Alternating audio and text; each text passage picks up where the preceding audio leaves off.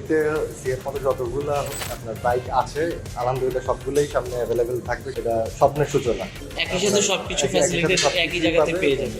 ফেনীর মানুষের জন্য প্রথম সিএফ মোটর যে স্বাদ পেতে যাচ্ছে, এইবারের জন্য শ্রীলঙ্কার টুরটা মিনিমাম ফেনী থেকে একজন হলেও পায়। কি আপনারা পাবেন ইনশাআল্লাহ?